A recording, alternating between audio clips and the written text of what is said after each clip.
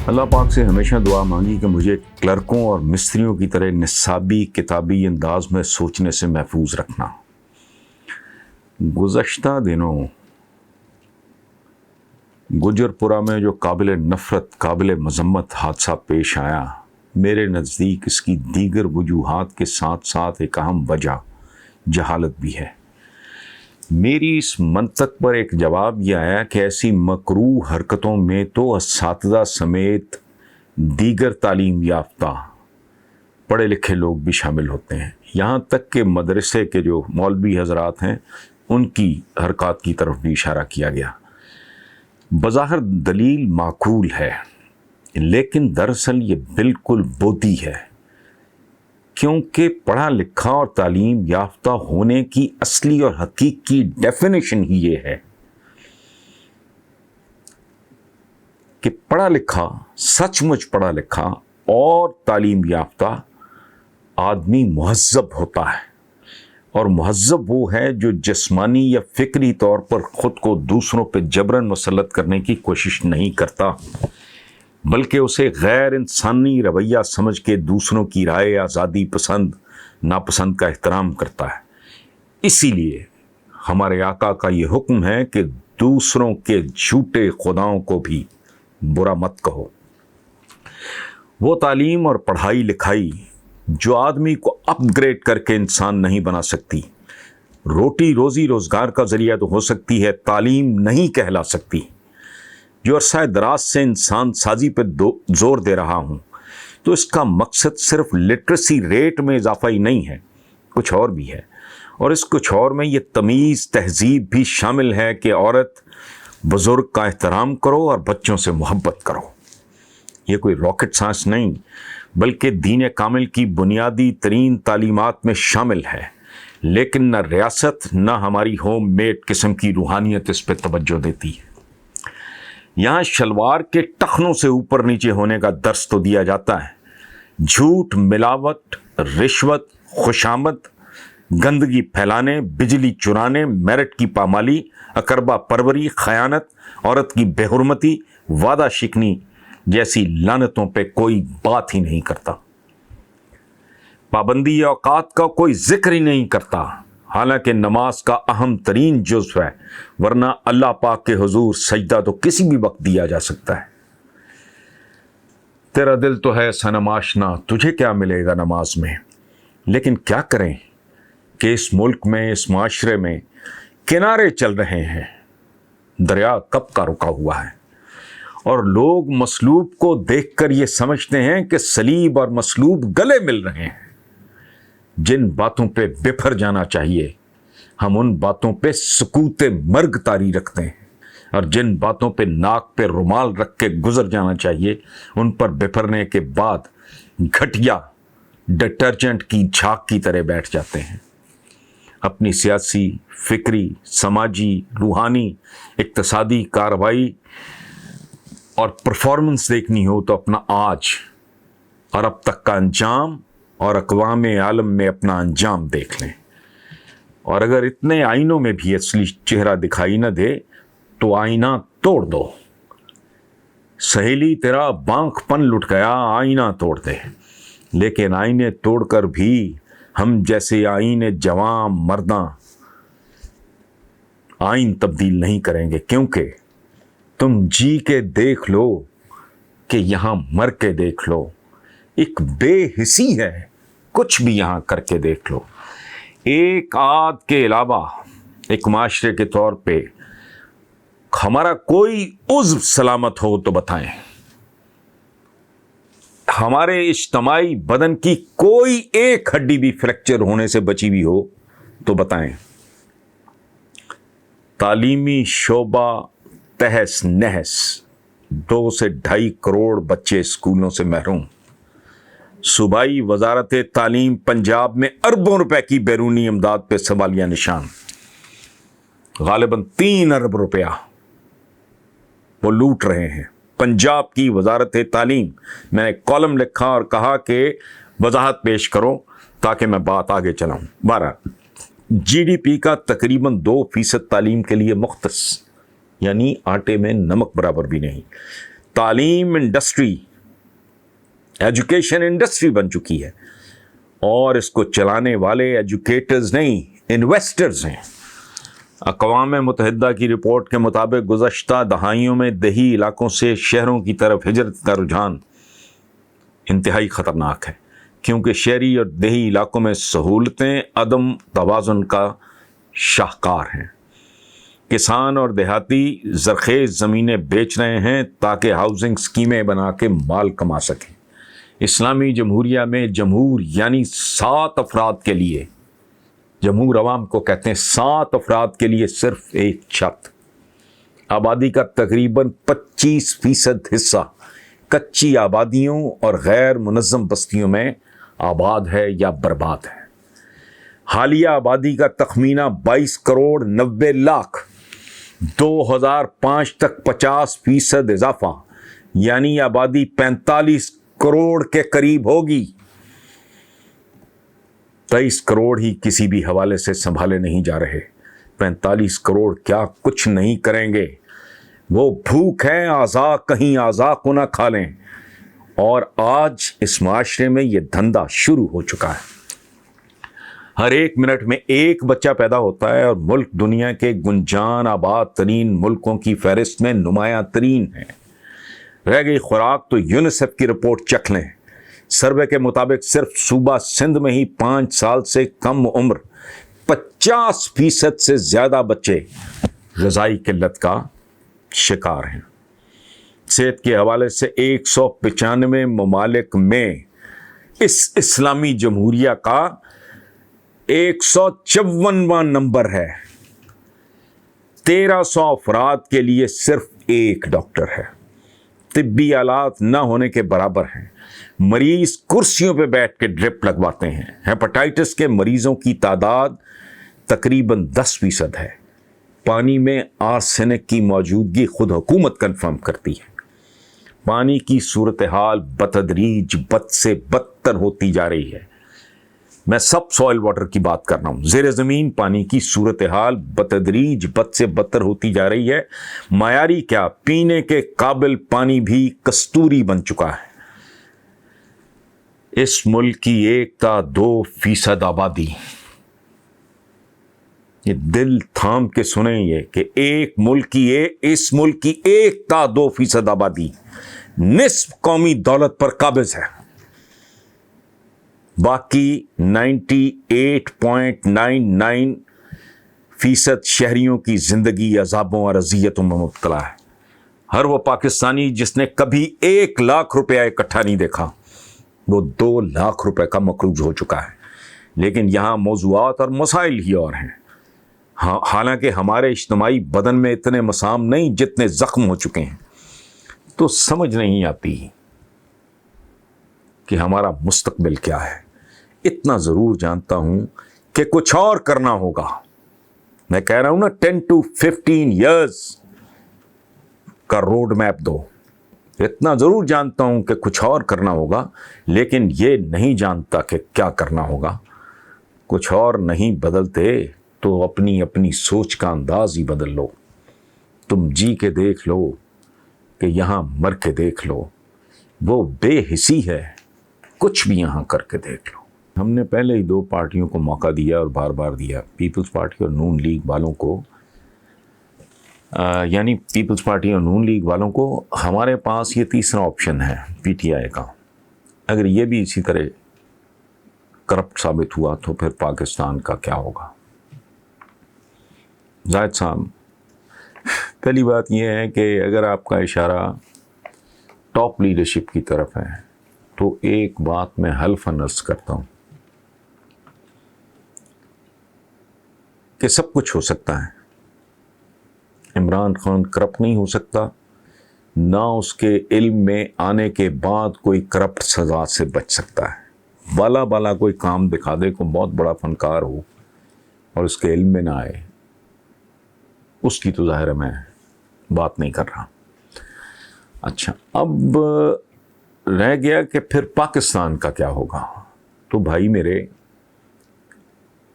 پاکستان کا مستقبل جو ہے، اس کا انحصار کسی ایک فرد یا کسی ایک پارٹی پہ ہرگز نہیں ہے.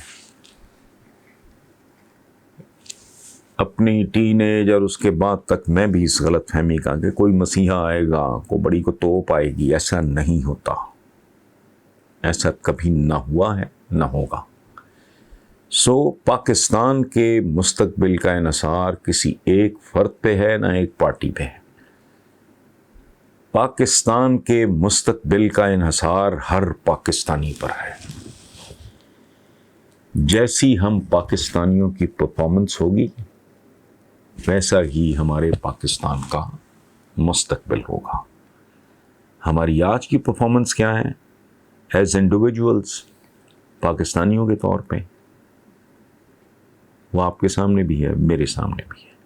اگر یہ سلسلہ جاری رکھا جاتا ہے تو آپ کا اور ہمارا مستقبل اسی پرفارمنس کے ساتھ مطابقت رکھے گا. اگر ہم بطور انڈیویجولز اور بطور قوم اپنے رویوں میں بہتری لے آتے ہیں، امپروو کر جاتے ہیں، تو پاکستان کا مستقبل اس کے مطابق ہوگا. میں ایک لاجیکل سی بات کر رہا ہوں. سیشن کا آخری سوال ہے. عمار ملک صاحب ہیں، MAO کالج لاہور کے اسٹوڈنٹ ہیں. وہ کہتے ہیں کہ آپ نے اپنے ایک پروگرام میں کہا کہ کراچی کے عوام نے کراچی کو قسطوں میں مارا ہے اور آج بھی صرف رونے کے علاوہ کچھ نہیں کر رہا ہے. میرا آپ سے سوال یہ ہے کہ کیا پاکستان میں بیٹھا ہوا ہر صحافی ہر انداز سے سیاستدانوں کو بے نقاب نہیں کر رہا، لیکن پھر بھی وہی لوگ یا حکمران ہیں یا حکمران بننے کے امیدوار ہیں؟ آخر کیوں؟ عمار ملک صاحب ایک علامہ اقبال کا شاید علامہ اقبال کا، میں کنفیوز نہ کر جاؤں، ایک مصرع ہے بہت مشہور، صحرا میں اذان دے رہا ہوں. جو لوگ یہ کام کر رہے ہیں سیاستدانوں کو بے نقاب کرنے کا، وہ اپنے حصے کا کام کر رہے ہیں. ہمارے ایک صوفی شاعر نے لکھا تھا، مالی دا کم پانی لانا بھر پر مشکاں لاوے، مالک دا کم پھل پھول لانا لاوے یا نہ لاوے. قانون سازی اور کریٹو گورننس اور اس قانون سازی کو پھر ایکسیکیوٹ کرنا، امپلیمنٹ کرنا، یہ ہمارا کام نہیں ہے. میں اور میرے جو باقی بھائی ہیں، دوست ہیں، احباب ہیں جن کا تعلق صحافت سے ہے اور وہ یہ کام کر رہے ہیں، تو وہ اپنے حصے کا کام کر رہے ہیں. اس سے زیادہ نہ ہماری اوقات ہے، نہ ہماری حدود اس کی اجازت دیتی ہیں. اگر کچھ نہیں ہو رہا، ایک اور بات آخری، کہ یہ جو ہے نا ایک کہ every action has an equal and an opposite reaction. میں اگر بال ماروں گا دیوار پہ فوراً پلٹ کے آئے گا. سوشل سائنسز میں ایسا نہیں ہوتا. آپ کو اپنی زندگیاں گالنی پڑتی ہیں، یہ ایسا ہو نہیں سکتا. پہلی بات یہ. لوگ لگے ہوئے ہیں، لوگ لگے رہیں گے. ہم دیکھیں نہ دیکھیں، آج نہیں تو کل، کل نہیں تو پرسوں، کبھی نہ کبھی یہ باتیں بیکار نہیں جا رہی. لیکن سوشل سائنسز میں صورتحال تھوڑی ڈفرینٹ ہوتی ہے. یہ نہیں ہے کہ آپ نے آگ پہ ہاتھ رکھا آپ جل گیا، ایسا نہیں ہے. اس میں امیجیٹ ریئیکشن نہیں ہوتا. سوسائٹیز اگر ڈی جنریٹ کر جائیں اور اخلاق باختہ ہو جائیں، ان کو پھر سنبھالنے کے لیے بے شمار فیکٹرز ہوتے ہیں، جن میں ایک فیکٹر یہ بھی ہے کہ جو اوپینین میکرز ہوتے ہیں سو کالڈ ہمارے جیسے، وہ اپنا حصہ ڈالتے ہیں، باقی اپنا حصہ ڈالتے ہیں. اس کے نتیجے میں جب سنبھلے گا، کب سنبھلے گا، اتنا ویژن، اتنی عقل، اتنی کامن سینس میرے پاس نہیں ہے. Let's keep trying. اپنے اپنے حصے کا کام کرتے جاتے ہیں. وہ جو فراز نے کہا تھا کہ وہ ظلمت شب کا شکوہ کرنے سے بہتر ہے کہ اپنے حصے کی ایک شمع جلاؤ اور رخصت ہو جاؤ. کراچی کے عوام نے کراچی کو قسطوں میں مارا ہے اور آج بھی صرف رونے کے علاوہ کچھ نہیں کر رہا ہے. میرا آپ سے سوال یہ ہے کہ کیا پاکستان میں بیٹھا ہوا ہر صحافی ہر انداز سے سیاستدانوں کو بے نقاب نہیں کر رہا؟ لیکن پھر بھی وہی لوگ یا حکمران ہیں یا حکمران بننے کے امیدوار ہیں. آخر کیوں؟ عمار ملک صاحب ایک علامہ اقبال کا شاید علامہ اقبال کا، میں کنفیوز نہ کر جاؤں، ایک مصرع ہے بہت مشہور، صحرا میں اذان دے رہا ہوں. جو لوگ یہ کام کر رہے ہیں سیاستدانوں کو بے نقاب کرنے کا، وہ اپنے حصے کا کام کر رہے ہیں. ہمارے ایک صوفی شاعر نے لکھا تھا، مالی دا کم پانی لانا بھر پر مشکاں لاوے، مالک دا کم پھل پھول لانا لاوے یا نہ لاوے. قانون سازی اور کریٹو گورننس اور اس قانون سازی کو پھر ایکسیکیوٹ کرنا، امپلیمنٹ کرنا، یہ ہمارا کام نہیں ہے. میں اور میرے جو باقی بھائی ہیں، دوست ہیں، احباب ہیں جن کا تعلق صحافت سے ہے اور وہ یہ کام کر رہے ہیں، تو وہ اپنے حصے کا کام کر رہے ہیں. اس سے زیادہ نہ ہماری اوقات ہے، نہ ہماری حدود اس کی اجازت دیتی ہیں. اگر کچھ نہیں ہو رہا، ایک اور بات آخری، کہ یہ جو ہے نا ایک کہ every action has an equal and an opposite reaction. میں اگر بال ماروں گا دیوار پہ فوراً پلٹ کے آئے گا. سوشل سائنسز میں ایسا نہیں ہوتا. آپ کو اپنی زندگیاں گالنی پڑتی ہیں، یہ ایسا ہو نہیں سکتا. پہلی بات یہ. لوگ لگے ہوئے ہیں، لوگ لگے رہیں گے. ہم دیکھیں نہ دیکھیں، آج نہیں تو کل، کل نہیں تو پرسوں، کبھی نہ کبھی. یہ باتیں بیکار نہیں جا رہی، لیکن سوشل سائنسز میں صورتحال تھوڑی ڈفرینٹ ہوتی ہے. یہ نہیں ہے کہ آپ نے آگ پہ ہاتھ رکھا آپ جل گیا، ایسا نہیں ہے. اس میں امیجیٹ ریئیکشن نہیں ہوتا. سوسائٹیز اگر ڈی جنریٹ کر جائیں اور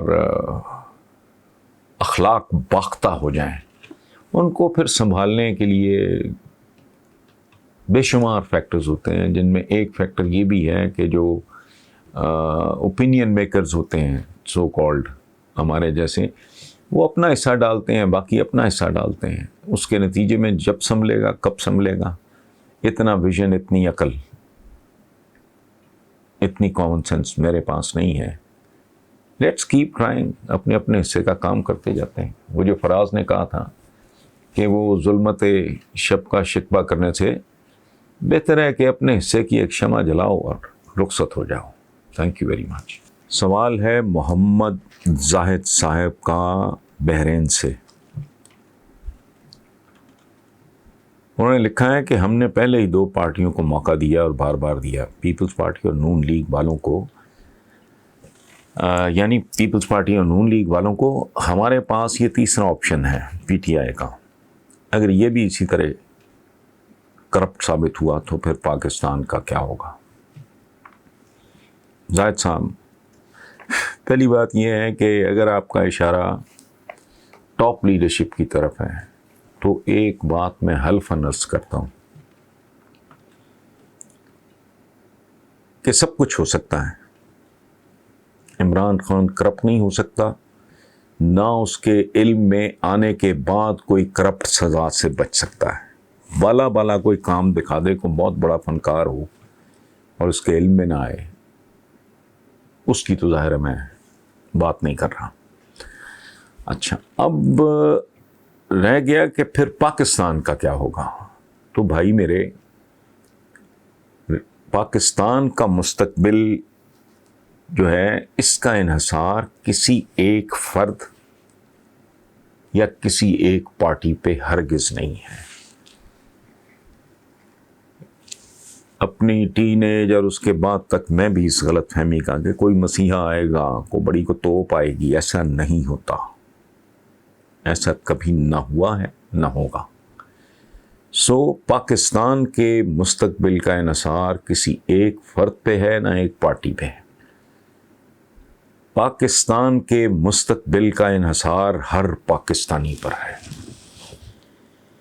جیسی ہم پاکستانیوں کی پرفارمنس ہوگی، ویسا ہی ہمارے پاکستان کا مستقبل ہوگا۔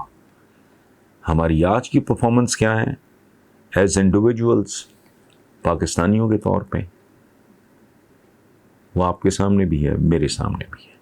اگر یہ سلسلہ جاری رکھا جاتا ہے تو آپ کا اور ہمارا مستقبل اسی پرفارمنس کے ساتھ مطابقت رکھے گا۔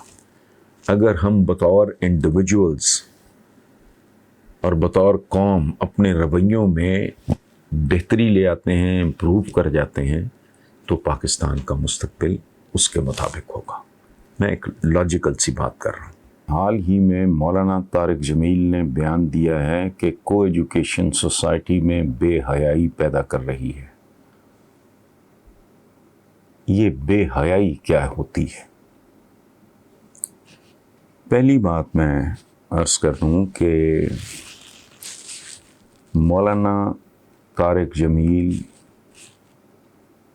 میرے بھائیوں کی طرح ہیں۔ میرا ان کے ساتھ بے تحاشا محبت کا، احترام کا دیرینہ تعلق ہے۔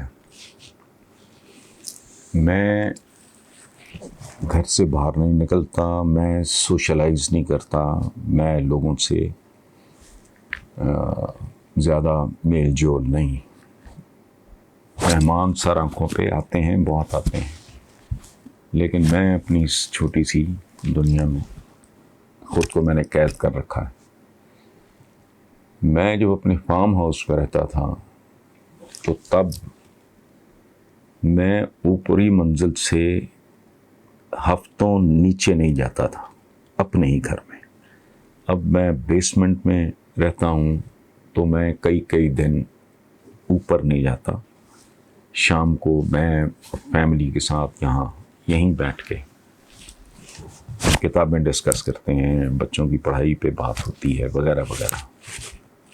لیکن مولانا طارق جمیل صاحب کے ساتھ مجھے اتنی محبت ہے کہ میں ان کی دعوت پہ تلمبہ تک گیا ہوں، جو ان کا آبائی علاقہ ہے۔ اس تمہید کے بعد دوسری بات کہ انہوں نے کیا کہا، کس تناظر میں کہا، وہ کہنا کیا چاہ رہے تھے، میں نہیں جانتا۔ آپ نے سوال میں ذکر کیا ہے، میں ذاتی طور پہ اس کے بارے میں کچھ نہیں کہہ سکتا کہ انہوں نے کیسے کہا، کیا کہا، کس کانٹیکسٹ میں بات کی۔ میں آپ کو اپنی سائیڈ آف دا اسٹوری آپ کو بتا دیتا ہوں۔ ہمارے ہاں اخلاقیات اور حیا اور بے حیائی، اس کی اپنی ڈیفینیشن ہے۔ یہ ایک عجیب و غریب بیمار معاشرہ ہے۔ میرے نزدیک بے حیائی کیا ہے، اگر میں اس پہ بات کرنا شروع کروں تو گھنٹوں لگیں گے، لیکن میں آپ کو چند مثالیں دے کے کمیونیکیٹ کرنے کی کوشش کروں گا کہ میرے نزدیک بے حیائی، بے غیرتی اور بے شرمی کیا ہے۔ میرے نزدیک جھوٹ بولنا، کم تولنا، ملاوٹ کرنا، ایک دوسرے کا حق مارنا، وعدہ شکنی کرنا، دھوکہ دینا، جعلی دوائیں بنانا، اقربا پروری،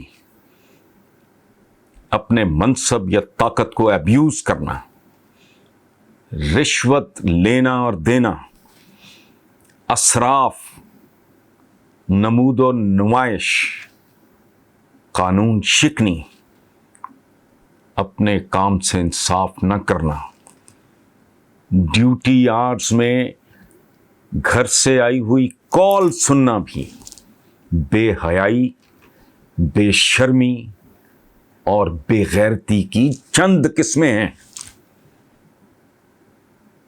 نارملی ہمارے یہاں بے حیائی کسے سمجھا جاتا ہے؟ کسی نے کیا پہنا ہے، کیا کر رہا ہے، کوئی بجلی چوری کر رہا ہے، یہ نہیں بے حیائی، یہ بے غیرتی نہیں ہے۔ دودھ میں آدمی کیمیکلز ملا رہا ہے جس کے نتیجے میں بچے پی رہے ہیں، بچیاں پی رہی ہیں کیمیکلز والا دودھ، جو بھینس نے نہیں، کسی بے حیا نے تیار کیا ہے۔ کل جب یہی بچے اور بچیاں ہمارے جوان ہوں گے، ان کی آپس میں شادیاں ہوں گی، کبھی سوچا ہے ان کی اولادیں ریٹارڈڈ نہیں ہوں گی؟ کیا ہوں گی؟ سو میرے نزدیک بے حیائی کی ڈیفینیشن بالکل ہی مختلف ہے۔ ایک بات سوچنے کے لیے، صرف غور کرنے کے لیے ہے، ماننے کے لیے نہیں ہے۔ ہمارا پرابلم ہے، ہماری سوئیاں جہاں اٹکی ہوئی ہوتی ہیں وہاں سے ہلتی نہیں ہیں۔ یہ بھی بے حیائی کی ہی ایک قسم ہے۔ میرا ایک سوال صرف آپ کے لیے، صرف اس پہ غور کرنے کے لیے کہ یہ ساری بے حیائیاں جو میں نے گنوائی ہیں اور ابھی سینکڑوں رہتی ہیں، ایک 16ویں گریڈ کے بندے، ایک ایکسائز انسپیکٹر کے گھر سے 35 کروڑ روپیہ کیش نکلتا ہے۔ ایک مالی بیلدار سے پروموٹ ہوا ہوا بندہ کراچی، اس کے بیسمنٹ سے کروڑوں کی گاڑیاں نکلتی ہیں، کروڑوں روپیہ نکلتا ہے۔ ایک معمولی سرکاری ملازم، ایک سیکٹری لیول کے بندے کا کوئٹہ میں ایک آدمی ہے، سرے عام بندہ مارتا ہے، ویڈیو اویلیبل ہے، رہا ہو جاتا ہے۔ ٹھیک، یہ سب بے حیائیاں ہیں۔ لیکن اس کو کو ایجوکیشن میں کے کھاتے میں اگر آپ ڈالو گے تو پھر میں یہ پوچھنے میں حق بجانب نہیں ہوں کہ پوری ترقی یافتہ دنیا، پورا ویسٹ، یورپ، امریکہ، کینیڈا، وہاں تو کو ایجوکیشن ہے، لیکن وہاں تو ان بے حیائیوں کا کوئی وجود ہی نہیں ہے۔ رہ گیا لباس، تو حضور دنیا کی بے شمار تہذیبوں میں آج بھی لباس پورا ہوتا ہی نہیں، ان کو تو پتہ ہی نہیں، ان کو بھی آپ بے حیائی کا سرٹیفکیٹ دیں گے؟ نہیں، بے حیائی کو ری ڈیفائن کرنا پڑے گا۔ بے حیائی ہے کیا؟ بے شرمی ہے کیا؟ بے غیرتی ہے کیا؟ سو جو بندہ جعلی دوائیں بنا رہا ہے، لائف سیونگ ڈرگ ہے، مرتے ہوئے بندے کو دی جاتی ہیں اور وہ آخری سانس لیتا ہے، قاتلوں کا۔ یہ اس لیے چونکہ میں یہ سنوں گا، اگر کہیں سے مجھے مل جائے مولانا کا، انہوں نے پتہ نہیں کس کانٹیکسٹ میں بات کی ہوگی، لیکن بہرحال میں اس سوال کا جواب اپنے فہم کے، اور ایک بات یاد رکھیں، مومن کی ایک ڈیفینیشن ہے، میں اکثر یہ بات کرتا ہوں، وہ اپنے عہد کے ساتھ ہم آہنگ ہوتا ہے۔ آخری سوال، ہمارے ہاں تو تعلیم کی نہ کوئی اوقات ہے نہ حیثیت ہے۔ ہماری یونیورسٹیز دنیا کی ہزاروں ٹاپ کی یونیورسٹیز میں ایک بھی نہیں ہے۔ یہ درسگاہیں جنہیں ہم کہتے ہیں، colleges, schools, universities, high profile جو اسکولز ہیں آپ کے، بڑے بڑے مہنگے، میرے اپنے بچے پڑھتے رہے، وہ تو لینگویج اسکولز ہیں، ان کی تو کوئی اوقات نہیں۔ اگر آپ نے واقعی علم حاصل کرنا ہے، ایسا علم جس کے نتیجے میں آپ اپنے حریفوں کے ساتھ کمپیٹ کر سکیں، تو آپ کو باہر جانا پڑے گا۔ دنیا کی ٹاپ کی یونیورسٹیز ہیں، لمبی لسٹ ہے، یہاں تو ایک بھی نہیں ہے، باہر جانا پڑے گا۔ تو وہاں آپ حیا کہاں سے لائیں گے اگر اس کا تعلق آپ کے نزدیک صرف لباس کی تراش خراش تک ہے؟ تو ان دو چیزوں پہ آپ غور کر لیں اور پلیز خدا کے لیے اخلاقیات اور حیا اور بے حیائی، ان لفظوں کی ہمیں عصر نو تعریف کرنی ہوگی. Thank you very much.